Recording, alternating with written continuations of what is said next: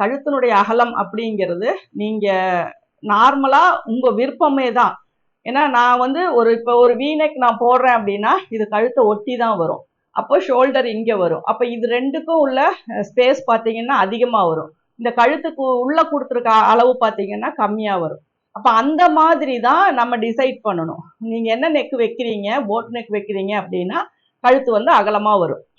ஒரு round neck வைக்கிறீங்க அப்படின்னா எனக்கு ஷோல்டர் இந்த அளவுக்கு வரணும் அப்படின்னா அதை ஃபர்ஸ்ட் மார்க் பண்ணிட்டீங்கன்னா மீதி வர்றது எல்லாமே வந்து உங்களுக்கு கழுத்தினுடைய அகலம்.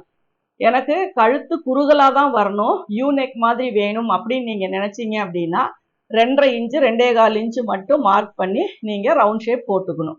இந்த மாதிரி தான் நம்ம வந்து ஒரு கழுத்தினுடைய அகலத்தை நம்ம கண்டுபிடிக்கணுமே ஒழிய நம்ம வந்து ஒரு 36 இன்ச்சு சைஸுக்கு நம்ம எவ்வளோ வைக்கணும் அப்படின்னா 36 12 பிரிக்கும் போது என்ன ஆன்சர் வருதோ அதுதான் வந்து ஆக்சுவலான ஒரு கழுத்தினுடைய அகலம்.